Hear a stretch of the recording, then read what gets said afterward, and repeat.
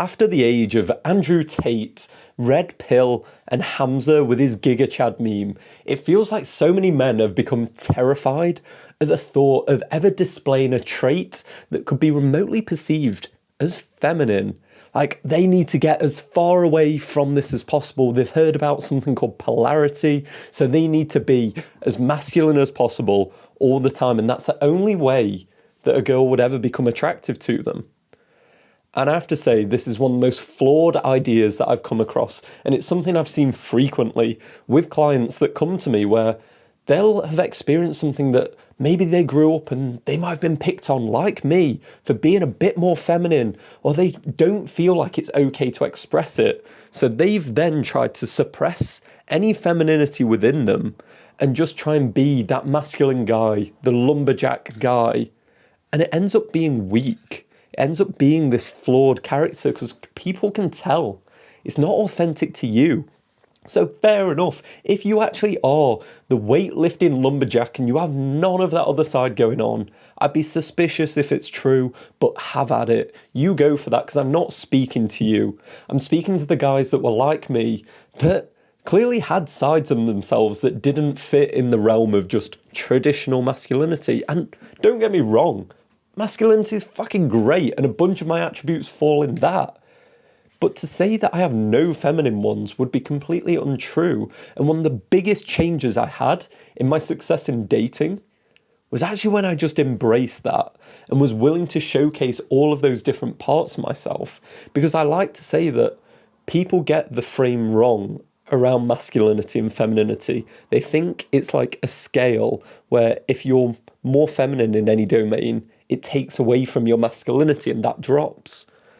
But I don't think that's true. I think they're like two separate power bars that you can either be really good in your masculine and really good in your feminine, or you can be sucky in both. You can just be useless at being able to express yourself in any kind of confident masculinity and any kind of like expressive femininity.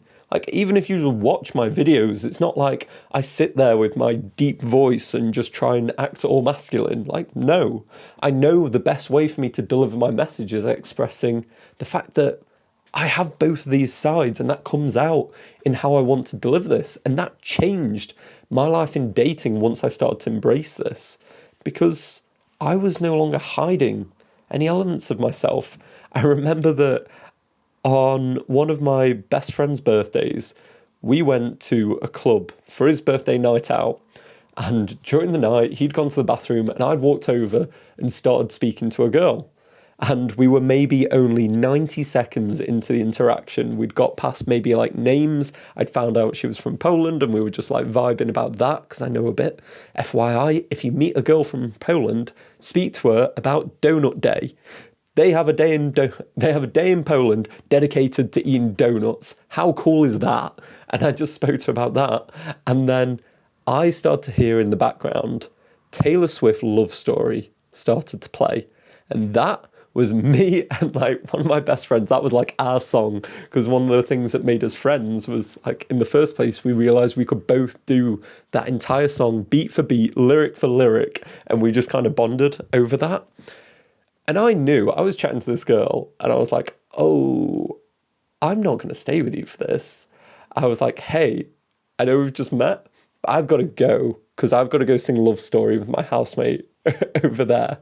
And I literally just kissed her because I was like, why not? That was fun. And went and sung Love Story, screaming off the top of my lungs to this absolutely feminine songy anthem. And I didn't care. And you would think, okay, well, that wasn't a very good display of traditional masculinity. But later on in the night, she came up to me again and we started speaking. And funnily enough, me and that girl ended up having a great time, and we dated for about 3 or 4 months after that. And every kind of rubric around what it is to be masculine would potentially say that going off and singing Taylor Swift Love Story at your male flatmate in front of her would not have been part of that. It's like I watch rom-coms, I have all these sides and I don't hide that, because if you start to feel shameful about it, that's when you start to be unattractive. You come across really weak and fragile because these interests that you have, and I'm not saying they have to be the same as mine, but there'll be interests that you have, and at the point you hide them and you think it's not okay to be like somewhat expressive with who you are, you're a weaker product for it. And girls don't like that. They want to feel the full sort of spectrum of emotions around you. And part of that comes from you just being confident enough to express each different side of you, your compassion, your passion. People see femininity as just this purely female thing, but it's like major rock stars, when they're performing, are expressing pure creativity and passion and energy, and all that lives within the feminine. Like, masculinity is like order, drive, competitiveness, which are amazing traits and I love. But also, it's only half the picture, and you do yourself a disservice when you think you need to hide these other elements of yourself.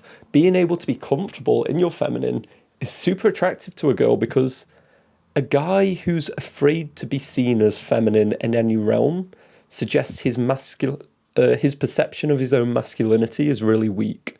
Because if anyone were to accuse him of being maybe feminine, then if he reacts like, oh, no, I'm Mr. fucking Turbo Chad or whatever, that just shows an insecurity, because like his masculine energy can get thrown off by any accusation.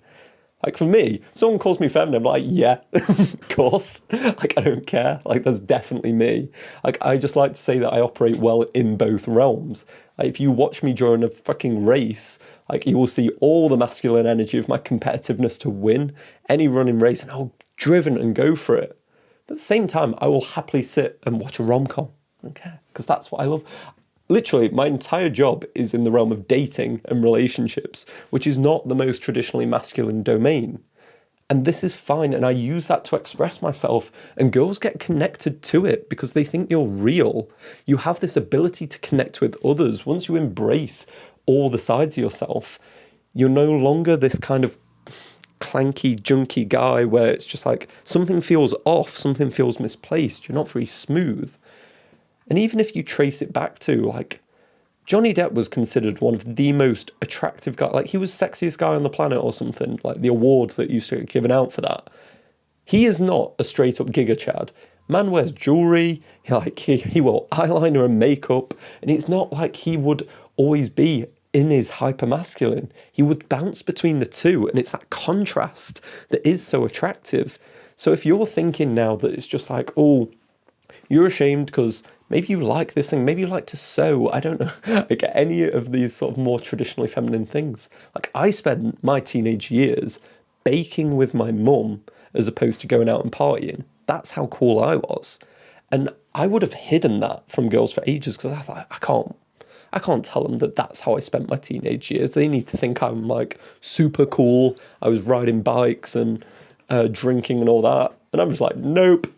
I will straight up tell them now, yeah, I spent my teenage years baking with my mum, which makes me super cool and amazing at baking birthday cakes. And they just find that attractive because I'm willing to be confident about the fact that I'm not masculine in every single area of my life. And it makes me real. It makes me authentic. So I'm not telling you that you need to adopt some feminine habits that aren't really there. But just, if you have these sides of yourselves, there's no reason to have shame about it, because all shame is a communication that you value the thoughts and feelings of others above yourself. And that's one of the most unattractive things a guy can do, is to believe that what everyone else thinks of him is more important than what he thinks of him. So be willing to just put forth who you are in the world, and you'll start to see ridiculous results, especially with girls, because they don't get to see that. A guy that is willing to go up myself, I did karaoke singing Call Me Maybe in front of a bunch of bars, and I sung and performed and danced.